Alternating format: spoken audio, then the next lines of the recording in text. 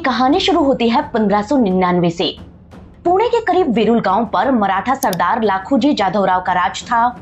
लाखोजी के पास इतनी छोटी सी आर्मी थी जिसमें कई शिलेदार काम करते थे।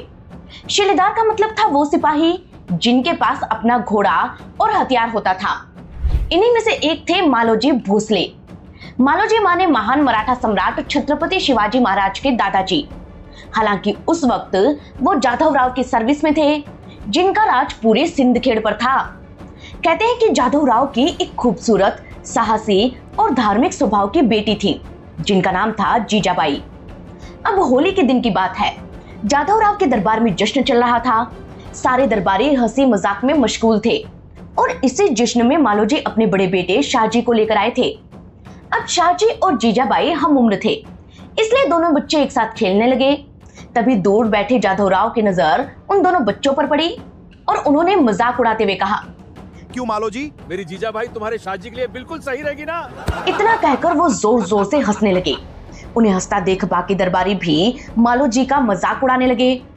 लेकिन ये बात मालोजी के दिल पर लग गई और फिर वो हुआ जिसके बारे में कोई सोच भी नहीं सकता था। मालोजी खड़े हुए और बुलंद आवाज में ऐलान किया, जी हुजूर, सबको बधाई हो। मेरी और आपकी सहमति से शाहजी और जीजाबाई की सगाई हो गई। ये सुनते ही पूरे दरबार में सन्नाटा पसर गया। जाधवराव की हंसी बंद हो गई और उनका चेहरा गुस्से से लाल पड़ गया।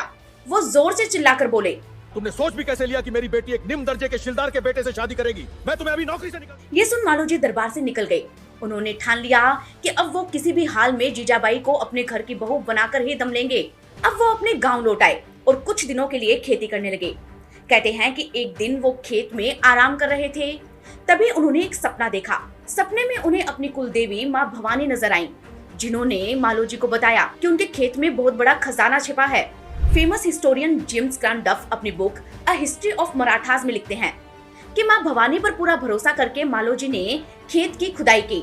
यहाँ उन्हें खजाना मिला जिससे उन्होंने अपनी छोटी सी आर्मी बनाई। फिर उनकी लाइफ में आया एक टर्निंग पॉइंट और 1604 में वो मिले मलिक अंबर से। अब ये मलिक अंबर कौन था? ये पेंटिंग देख रहे हैं, इसे बनवाया था मुगल बादशाह जहांगीर ने। इसमें कटा हुआ सर है मलिक अंबर का जिस पर तीर चला रहा है जहांगीर। कहते हैं कि जहांगीर मलिक अंबर से इतना परेशान था कि अपनी फ्रस्ट्रेशन निकालने के लिए उसने ये पेंटिंग बनवाई थी। मलिक अंबर अहमदनगर के अमीर चंगेज खान का गुलाम था। वो इथोपिया से आया था। उसका असली नाम चापू था और वो बिकते बिकाते भारत पहुंचा था। मलिक अंबर शुरू से ही बहुत चालाक था। जब उसे अहमदनगर के निजाम के यहाँ नौकरी मिली तो कुछ ही दिनों में निजाम का वो खास बन गया। देखते ही देखते अहमदनगर दरबार में उसकी इतनी चलने लगी कि निजाम की मौत के बाद उसने एक छोटे से बच्चे मुर्तजा निजाम शाह को अहमदनगर का नया सुल्तान बना दिया। फिर इस सुल्तान से करा दी अपनी बेटी की शादी और खुद बन गया निजाम का रीजेंट। इस तरह अहमदनगर मलिक अंबर की मुट्ठी में आ गया, जहां की आर्मी में उसने अपने जैसे ही गुलाम भर लिए जो गुरिल्ला वॉरफेयर में माहिर थे। कहते हैं कि मलिक अंबर मुगलों का पक्का दुश्मन था। मुगलों को रोकने के लिए उसे अपने जैसे ही बहादुर वॉरियर्स की जरूरत थी। मालोजी से मिलते ही उसने उनके हुनर को पहचान लिया और उन्हें अहमदनगर की आर्मी में सरदार बना दिया। फिर दोनों ने मिलकर कई जंगें जीती। मालोजी की वीरता से खुश होकर मलिक अंबर ने उन्हें पुणे और सूपे की जागीर और शिवनेरी चाकण के किले दे दिए। यहीं से एक निम्न दर्जे का शिलेदार अब एक राजा बन गया। लेकिन मालोजी अब भी खुश नहीं थे, क्योंकि उन्हें तो जीजाबाई को अपनी बहू बनाना था। इसलिए उन्होंने सेना तैयार की और रातों रात जाधवराव को घेर लिया। हालात बिगड़ते देख अहमदनगर के निजाम को बीच में आना पड़ा और निजाम मुर्तजा शाह ने जाधवराव को समझाया कि उन्हें अपनी बेटी की शादी मालोजी के बेटे से करा देनी चाहिए। जाधवराव ने निजाम की बात मानी और यहीं पर मालोजी का सपना पूरा हो गया। दौलताबाद फोर्ट में शाहजी और जीजाबाई की शादी बड़ी धूमधाम से हुई और जीजाबाई भोसले परिवार की दुल्हन बन गई। उन्होंने कुछ ही दिनों में मालोजी के फैसले को सही साबित कर दिया, क्योंकि उन्होंने जन्म दिया एक बेहद प्रतापी संतान को, जो न सिर्फ भोसले परिवार की शान बनता है बल्कि पूरे मराठा एम्पायर के गौरव को 7वें आसमान पर ले जाता है। ये थे वीर शिरोमणि पुरंदर विजेता छत्रपति शिवाजी महाराज, जिन्होंने महान मराठा एम्पायर को बुलंदियों पर पहुंचाया, जिन्होंने मुगलों और आदिल शाह दो खूंखार दुश्मनों से अकेले लोहा लिया, जिन्होंने स्वराज की नींव रखी, जिन्होंने औरंगजेब, अफजल खान, शाइस्ता खान जैसे और न जाने कितने दुश्मनों को धाराशाही करके रख दिया। लेकिन इतिहास में कभी ये नहीं बताया गया कि शिवाजी से पहले मराठा एम्पायर कैसा था, कितने महान वॉरियर थे उनके दादाजी मालोजी और उनके पिता शाहजी भोसले। कैसे शाहजी राजे ने हर बार शिवाजी को बीजापुर के निजाम से बचाया, कैसे एक मजाक से मालोजी ने एक महान एम्पायर खड़ा कर दिया, कैसा था मराठा एम्पायर छत्रपति शिवाजी महाराज से पहले और क्या हुआ उनके जाने के बाद। इन सभी सवालों का जवाब छिपा है इतिहास की गहराइयों में, जिन्हें जानने के लिए हमें चलना होगा सह्याद्री माउंटेन रेंज की हसीन वादियों में। देश की राजधानी दिल्ली से करीब 1500 किलोमीटर दूर महाराष्ट्र की कैपिटल सिटी मुंबई के साउथ ईस्ट में बसा है पुणे। सह्याद्री हिल से घिरा ये शहर न सिर्फ आज एक टेक हब है, बल्कि अपने मराठी कल्चर और स्वादिष्ट मराठी फूड जैसे मिसल पाव के लिए ये वर्ल्ड फेमस है। आज पुणे में देश विदेशों की कंपनियों के हेडक्वार्टर्स हैं, लेकिन एक वक्त पर यह शहर पेशवाओं की राजधानी हुआ करता था। सिंहगढ़, राजगढ़, तोरण, पुरंदर, यहाँ का हर एक किला मराठा एम्पायर की गौरव गाथा सुनाता है। लेकिन पुणे डिस्ट्रिक्ट के जुन्नार में बसा शिवनेरी फोर्ट सबसे खास है, जहां मराठा साम्राज्य की आन बान शान छत्रपति शिवाजी महाराज का जन्म हुआ था। शिवाजी को महान बनाने में मां जीजाबाई के साथ साथ उनके पिता शाहजी का क्या रोल था, ये जानने के लिए हमें 400 साल पीछे चलना होगा, जब शिवाजी महाराज के परदादा बाबाजी भोसले वेरूल गांव के मुखिया हुआ करते थे। कहते हैं कि उनके 2 बेटे थे, मालोजी और विठोजी। मालोजी की शादी हुई थी उमाबाई से, जो फलटन के शक्तिशाली निम्बालकर घराने की बेटी थी। कहते हैं कि निम्बालकर परिवार काफी अमीर था, उनके पास भारी भरकम आर्मी थी। इधर मालोजी लाखूजी जाधवराव के यहाँ एक शिलेदार के रूप में अपनी सेवाएं दे रहे थे। फिर भी उमाबाई उनके साथ खुश थी। हालांकि दोनों को संतान नहीं थी, इसलिए वो कई सालों से कोशिश कर रहे थे। तब उन्हें किसी ने अहमदनगर के सूफी संत शाह शरीफ के बारे में बताया। दोनों संत के पास पहुंचे, जिनके आशीर्वाद से उन्हें 2 बेटे हुए। इनमें से बड़े बेटे का नाम उन्होंने संत शाह शरीफ के नाम पर शाहजी भोसले और छोटे का नाम शरीफ जी भोसले रखा। और इन्हीं में से शाहजी की शादी उन्होंने जीजाबाई से कराने की ठानी। इस शादी की जिद ने उन्हें राजा बना दिया। शादी के बाद लाखूजी और मालोजी फिर से दोस्त बन गए। अब मलिक अंबर, मालोजी और लाखूजी की अहमदनगर दरबार में काफी अच्छी चलती थी और वहाँ का सुल्तान सिर्फ एक पपेट बनकर रह गया था। हालांकि फिर वक्त बदला। पहले मालोजी और फिर कई सालों बाद मलिक अंबर भी दुनिया को छोड़ गए। मालोजी की जगह उनके बेटे शाहजी को मिल गई।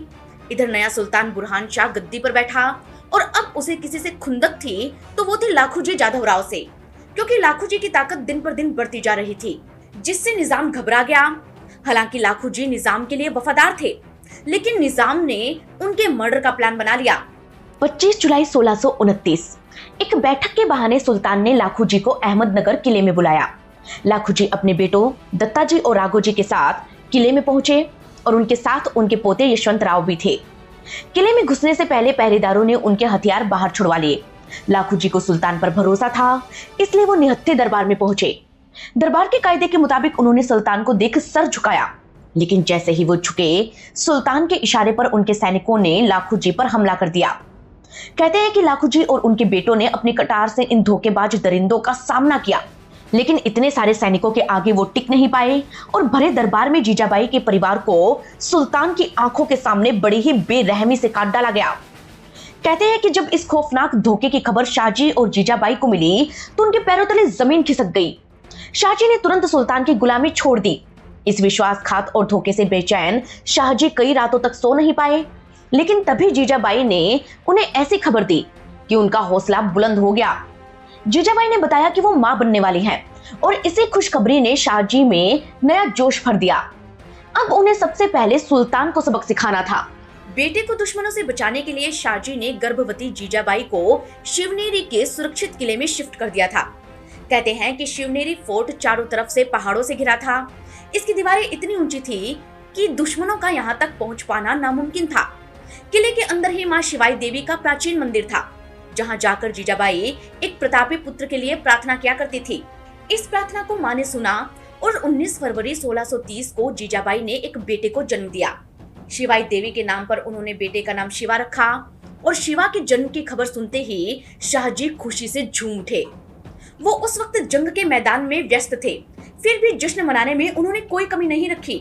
शाहजी के सैनिकों ने नगाड़ों की आवाज से पूरे मैदान को गूंजा दिया। वहीं शाहजी ने खुशी में सोने की मोहरें बांटी।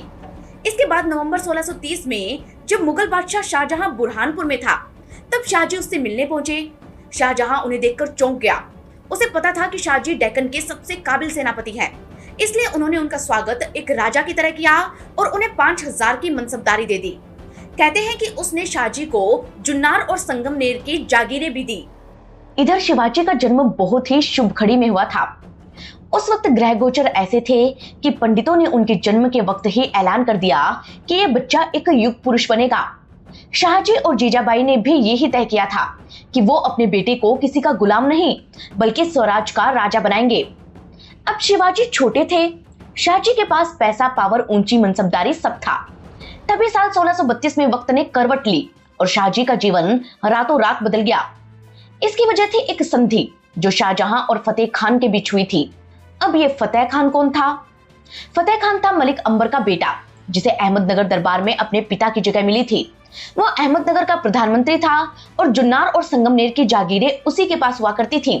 लेकिन शाहजहां की फौज ने उसे हराकर उससे ये जागीरें छीन ली और बाद में इन्हें दे दिया शाहजी भोसले को।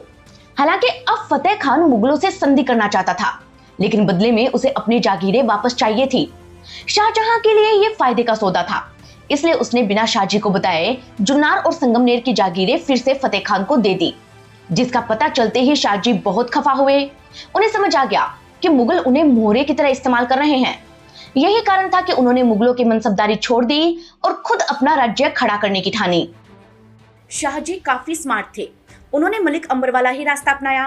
वो जानते थे कि मुगलों के खिलाफ उन्हें एक मुखौटा चाहिए और ये मुखौटा उन्होंने चुना अहमदनगर के निजाम को। इस बार भी निजाम शाही के हालात खराब थे। ऐसे में शाहजी ने एक छोटे से शहजादे को सुल्तान बना दिया। वो खुद बन गए उसके रिजेंट और ऐलान किया कि निजाम शाही अभी भी खत्म नहीं हुई है और पेमगिरी पर अब भी निजाम का राज है। शाहजी ने अहमदनगर की आर्मी में मराठों को भर्ती कर लिया और अपने दम पर जुन्नार और संगमनेर को वापस जीता।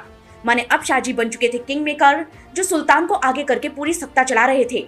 शाहजी की बढ़ती ताकत ने दिल्ली में बैठे शाहजहां की नींद उड़ा दी। उन्हें कुचलने के लिए उसने बीजापुर की आदिल शाही सल्तनत से हाथ मिला लिया।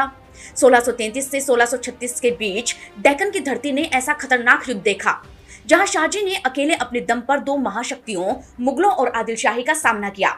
वे हवा की तरह एक किले से दूसरे किले पर पहुंचते, अपनी छापामार युद्ध नीति से मुगलों के राशन पानी और सेना को तबाह कर देते।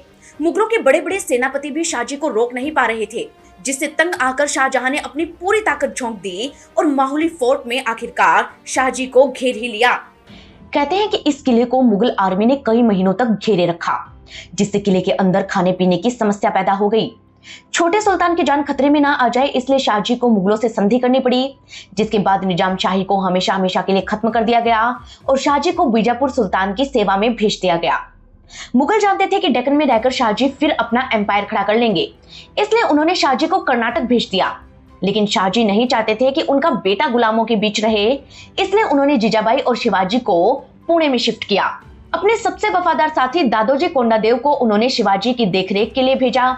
शिवाजी के गुरु बने समर्थ गुरु रामदास और इस तरह उन्हें राजा बनाने के लिए एक पूरी टीम खुद ब खुद तैयार हो गई। कहते हैं कि जीजाबाई और दादोजी ने उनके लिए पुणे की उजड़ी हुई जागीर को फिर से तैयार किया। जीजाबाई उन्हें रोज रात को रामायण महाभारत की कहानियां सुनाती। इधर दादोजी शिवाजी को न्याय सभाओं में ले जाते। उन्होंने शिवाजी को जमीन का हिसाब रखना और निष्पक्ष न्याय करना सिखाया। दादोजी ने शिवाजी महाराज को युद्ध कला, तलवारबाजी, घुड़सवारी और राजनीति की शिक्षा दी। कहते हैं कि जब शिवाजी छोटे थे तभी से दादोजी उन्हें सह्याद्री माउंटेन रेंज के पहाड़ों और किलों की बनावट को समझाया करते थे। सह्याद्री के पहाड़ों पर मावल जनजाति के लोग रहा करते थे, जो गुरिल्ला वॉरफेयर में माहिर हुआ करते थे। शिवाजी ने बचपन से ही इन मावलों के साथ दोस्ती कर ली और छोटी उम्र में ही उनसे गुरिल्ला वॉर के गुर सीख लिए। इस तरह बचपन से ही राजा बनने की तैयारी कर रहे शिवाजी महाराज 16 साल की उम्र आते आते रूल करने के लिए पूरी तरह तैयार हो गए। हालांकि वो अब भी यंग थे, फिर भी उन्होंने अपने मावले दोस्तों के साथ मिलकर कुछ ऐसा किया जिसके बारे में कोई सोच भी नहीं सकता था। 1646 की बात है। शिवाजी महाराज ने अपने मावले दोस्तों के साथ मिलकर तोरना फोर्ट को जीतने का प्लान बनाया। तोरना बीजापुर के सुल्तान के अंदर था, जहां का किलेदार बड़ा आलसी था। वहां के पहरेदार भी डरपोक थे। ऐसे में शिवाजी ने इस किले को अपना पहला टारगेट बनाया। कहते हैं कि अपने कुछ दोस्तों के साथ मिलकर उन्होंने इस किले पर धावा बोला, लेकिन उनके छोटे से अटैक से ही किले का किलेदार डर गया। बीजापुर के सिपाही और किलेदार तुरंत किला छोड़कर भाग गए और बड़े ही आसानी से शिवाजी महाराज ने अपना पहला किला जीत लिया। ये स्वराज की पहली जीत थी। इस खुशी में शिवाजी महाराज ने किले का नाम बदलकर प्रचंडगढ़ रख दिया। यहाँ उन्हें 4 सोने से भरे घड़े मिले, जिससे उन्होंने एक छोटी सी आर्मी बनाई और राजगढ़ का किला बनवाना शुरू किया। शिवाजी की इस जीत से उनके पिता शाहजी बड़े खुश थे। वहीं बीजापुर का सुल्तान ये देखकर हैरान था कि एक 16 साल के बच्चे ने उनका सबसे महत्वपूर्ण किला जीत लिया। तब सुल्तान ने शाहजी को बुलाया और पूछा कि आपके बेटे ने ये गुस्ताखी की कैसे। तब शाहजी ने अपना डिप्लोमेटिक दिमाग लगाया और सुल्तान को समझाया। ये किला पुणे के करीब था और पुणे की सुरक्षा के लिए शिवाजी ने ये किया, ना कि विद्रोह के लिए। कहते हैं कि शाहजी ने बड़ी समझदारी से बात को संभाल लिया, जिसके बाद शिवाजी राजे के हौसले और बुलंद हो गए। अब उन्होंने अपना अगला टारगेट बनाया कोंढाणा फोर्ट को, जिसे जीतना खांडे की धार था। कोंढाणा को सिंहगढ़ भी कहते थे। ये किला कुल्हाड़ी के आकार का था। इसके चारों तरफ खड़ी चट्टानें थी और इसका किलेदार था बेहद शातिर और क्रूर उदयभान सिंह। कोंढाणा मुगलों के लिए बेहद खास था, क्योंकि कहा जाता था कि जिसने भी कोंढाणा का किला जीता उसने पुणे को जीत लिया। लेकिन कोंढाणा जीतना इतना आसान नहीं था, क्योंकि इसकी सुरक्षा बेहद कड़ी थी। ऐसे में तानाजी ने ये जिम्मेदारी संभाली और एक शानदार प्लान बनाया। उन्होंने तय किया कि वो किले के पश्चिम छोर से ऊपर चढ़ेंगे, जहां पहरेदार कम थे, लेकिन यहाँ की चढ़ाई बिल्कुल खड़ी थी। इसलिए उन्होंने बुलाया यशवंती को। यशवंती एक मॉनिटर लिजर्ड थी जो बहुत ही तेजी से ऊपर चढ़ गई। उसने इतनी मजबूत पकड़ बनाई कि मराठा सैनिक उसके सहारे चट्टान पर चढ़े और किले में जा घुसे। लेकिन तब तक उदयभान सिंह को इस बारे में पता चल गया। उदयभान सिंह और तानाजी में जबरदस्त जंग हुई, जिसमें तानाजी ने उदयभान सिंह को मार गिराया, लेकिन वो खुद भी शहीद हो गए। हालांकि उनकी शहादत बेकार नहीं गई, क्योंकि कोंढाणा अब शिवाजी महाराज का हो चुका था। इसके बाद उन्होंने चाकण और पुरंदर फोर्ट भी जीत लिए। अब शिवाजी एक के बाद एक किले जीतते जा रहे थे, जिससे बीजापुर का सुल्तान पागल होता जा रहा था। आखिरकार उसके सब्र का बांध टूट गया और उसने शाहजी राजे को धोखे से बंदी बना लिया, जिसके बाद शिवाजी को कोंढाणा लौटाना पड़ा और तब जाकर शाहजी को रिहा किया गया। पिता की जान बचाने के लिए शिवाजी राजे 6 सालों तक शांत बैठे, लेकिन इस वक्त में उन्होंने मावलों को एकजुट किया, अपनी आर्मी तैयार की और जैसे ही 1656 में उन्हें मौका मिला, उन्होंने सीधा हमला जावली पर किया। जावली साउथ इंडिया का गेटवे था, जिसे जीते बिना दक्षिण भारत को जीतना नामुमकिन था। ये इलाका घने जंगलों से घिरा था, जिस पर राज था चंद्रराव मौर्य का। चंद्रराव था तो मराठा, लेकिन वो बीजापुर की गुलामी करता था। शिवाजी ने हमला करने से पहले ही उसे कई बार समझाया, लेकिन वो माना नहीं और उल्टा शिवाजी को इंसल्ट करने लगा। ऐसे में शिवाजी महाराज ने जावली पर हमला करके उसे जीत लिया, जहां से उन्हें बड़ा खजाना भी मिला। इस जीत के साथ उन्हें एक खुशी और मिली कि उनकी रानी सईबाई ने पुरंदर किले में एक बेटे को जन्म दिया था। कहते हैं कि दादी जीजाबाई ने खुश होकर पोते का नाम शंभू राजा रख दिया, जो आगे चलकर इतिहास के महान वीर संभाजी महाराज बनने वाले थे।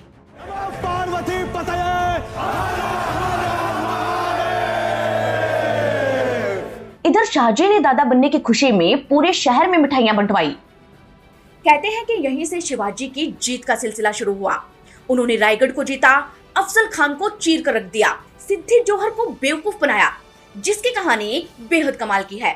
हुआ यूं कि महान धोखेबाज अफजल खान के मर्डर से गुस्साए बीजापुर के सुल्तान ने शिवाजी से बदला लेने की ठानी। उसने सिद्दी जोहर को लाखों की आर्मी देकर भेजा, जिसने पन्हालगढ़ किले को घेर लिया।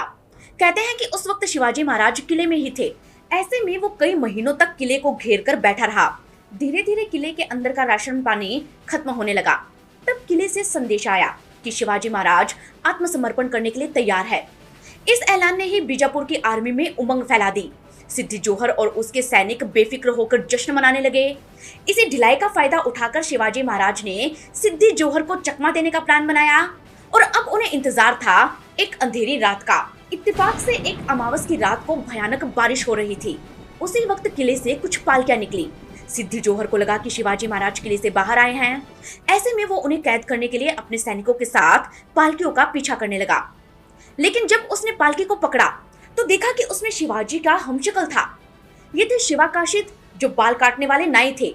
इन्होंने शिवाजी का भेष बनाया था ताकि सिद्दी जोहर को चकमा दे सके।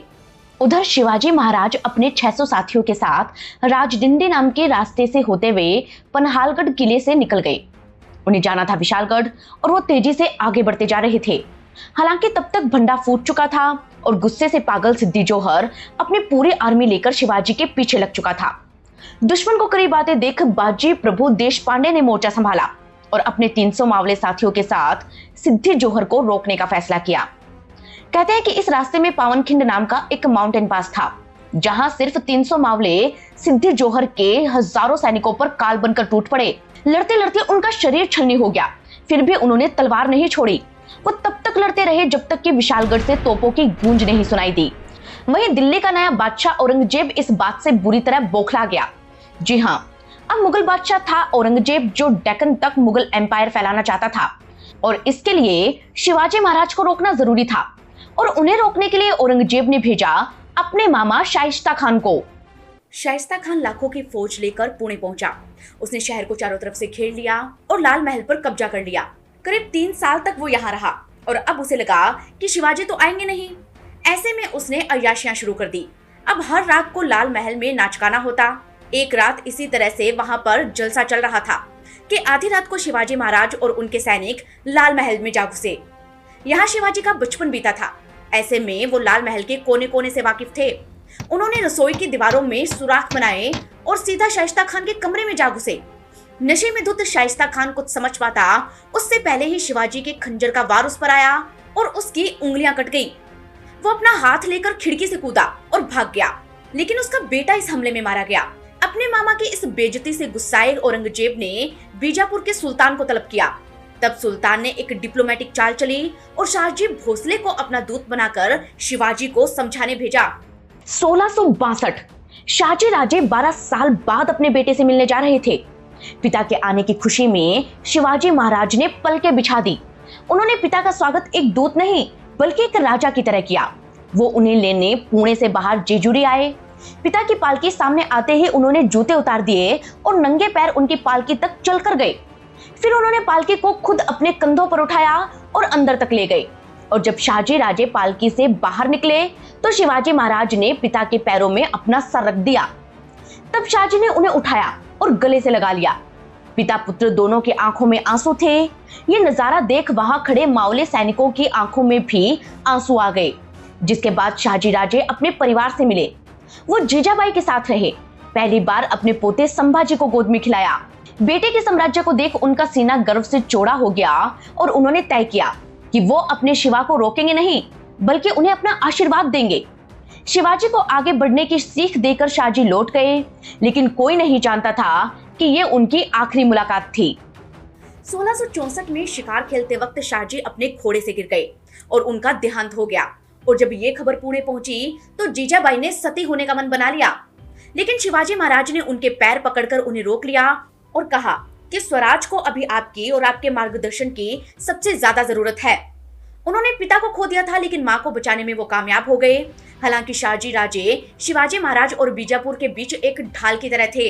वो हर बार शिवाजी को आदिल शाही के गुस्से से बचा लेते थे, लेकिन इस बार शिवाजी को दोनों दुश्मनों से अकेले लड़ना था।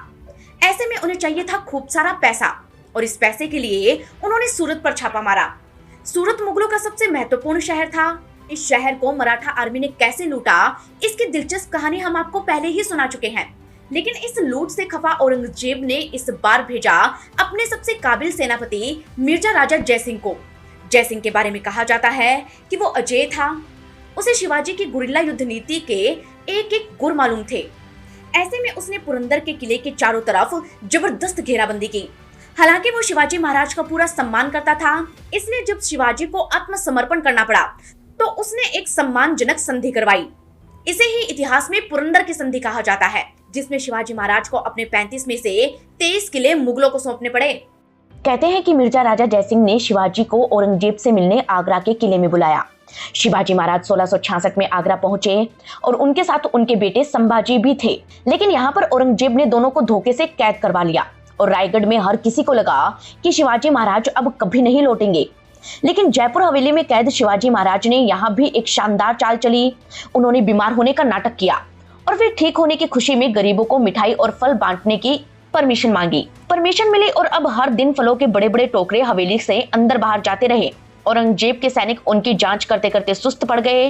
इसी ढिलाई का फायदा उठाकर एक दिन शिवाजी महाराज संभाजी के साथ उन्हीं टोकरों में छिपकर कैद से बाहर निकल गए। जब तक औरंगजेब को खबर लगती, शिवाजी मीलों का सफर तय करके रायगढ़ पहुंच चुके थे। औरंगजेब हाथ मलता रह गया। शिवाजी को हराने की जिद ने उसका खजाना खाली करा दिया, इसलिए उसका जोश भी ठंडा पड़ गया। और इधर शिवाजी महाराज ने अपने खोए हुए किले एक एक करके वापस जीतने शुरू कर दिए। अब उनकी ताकत बढ़ती जा रही थी। आदिल शाह और मुगल उनसे थक चुके थे। हालांकि अब भी वो राजा नहीं बल्कि एक बागी सरदार थे। ऐसे में उन्होंने निर्णय लिया राज तिलक का। शिवाजी महाराज के राज्याभिषेक के लिए काशी के सबसे बड़े विद्वान पंडित गागा भट्ट को बुलाया गया। भारत की 7 नदियों गंगा, यमुना, सरस्वती, नर्मदा, सिंधु, कावेरी समेत गोदावरी का जल सोने के कलशों में भरकर रायगढ़ लाया गया। 6 जून 1674 को सह्याद्री की पहाड़ियों के बीच रायगढ़ के किले में ये राज्याभिषेक हुआ, जिसके लिए शिवाजी महाराज को पहले पवित्र नदियों के जल से स्नान कराया गया। फिर उन्हें बाघ की खाल पर बैठाया गया। फिर मंत्र पढ़े गए और उसके बाद राजसी लिबास के साथ शिवाजी महाराज को अपने सिंहासन पर बैठाया गया, जिसे 32 मन शुद्ध सोने यानी 1280 किलो के सोने से बनाया गया था। इसके बाद पंडित गागा भट्ट ने उनके मस्तक पर मोतियों से जड़ा हुआ छत्र धारण करवाया और यहीं से वो एक राजा बन गए। ये वो ऐतिहासिक पल था जब पूरा रायगढ़ निश्चय महामेरु, प्रौढ़ प्रताप पुरंदर, क्षत्रिय कुल वसंत और सिंहासनाधीश्वर महाराजा छत्रपति शिवाजी महाराज की जय के नारों से गूंज उठा। निश्चयाचा महामेरू, प्रौढ़ प्रताप पुरंदर, क्षत्रिय कुलवतंस, महाराज छत्रपति शिवराज की। शिवाजी महाराज अब राजा बन चुके थे, इसलिए उन्होंने अपने करेंसी शिवराई और सोने के सिक्के चलाए, अपना खुद का कैलेंडर जारी किया। अब पुणे के एडमिनिस्ट्रेशन में फारसी की बजाय संस्कृत का इस्तेमाल होने लगा। शिवाजी के दौर में मराठा एम्पायर का गोल्डन पीरियड था, लेकिन साथ ही उनके दरबार में साजिशों का दौर भी शुरू हो गया था। कहते हैं कि उनके बड़े बेटे संभाजी थोड़े उग्र स्वभाव के थे। ऐसे में बहुत से दरबारी नहीं चाहते थे कि वो राजा बने। उन्होंने पिता पुत्र के बीच खाइयां पैदा करने की कोशिश की। वहीं 3 अप्रैल 1980 को शिवाजी महाराज रक्तपेचिश यानी कि डिसेंट्री जैसी बीमारी के कारण दुनिया छोड़ गए। कहते हैं कि उस वक्त संभाजी रायगढ़ में नहीं थे। पिता की मौत की खबर सुनते ही वो ऊंट पर सवार होकर रायगढ़ के लिए निकले, लेकिन उनके पहुंचने से पहले ही शिवाजी महाराज का अंतिम संस्कार कर दिया गया, जिससे गुस्साए संभाजी महाराज ने अपने ही ऊंट की गर्दन काट डाली। बचपन के संघर्षों, राज दरबार की साजिशों, औरंगजेब और बीजापुर से लड़ाई और पिता को खोने के दर्द ने संभाजी महाराज को उम्र से पहले ही पक्का बना दिया था। 16 जनवरी 1681 को संभाजी महाराज मराठा एम्पायर के दूसरे छत्रपति बने और उन्होंने अपने परदादा मालोजी, अपने दादा शाहजी और अपने पिता शिवाजी महाराज के नाम में 4 चांद ही लगाए। हालांकि कोई ये भी नहीं जानता था कि यही उग्र राजा मराठों की आन बान और शान को कभी झुकने नहीं देगा। कहते हैं कि आगे चलकर जब औरंगजेब ने उन्हें कैद किया तो पूरे 40 दिनों तक वो संभाजी महाराज को यातनाएं देता रहा। उनके बाल, आंख, दांत और नाखूनों को उसने नोच नोच कर निकलवाया। उनके अंग अंग काट डाले गए, लेकिन वो संभाजी महाराज को झुका नहीं सका। उनके वक्त में मराठा एम्पायर कैसा था? क्यों उन्हें औरंगजेब की कैद से छुड़ाया नहीं जा सका? कैसे औरंगजेब ने उन्हें यातनाएं दी? और उनके जाने के बाद मराठा एम्पायर का क्या हुआ? क्या थी संभाजी महाराज के बेटे शाहू जी और उनकी चाची ताराबाई की अदावत की कहानी? और कैसे इसके बाद मराठे पूरे भारत में फैल गए?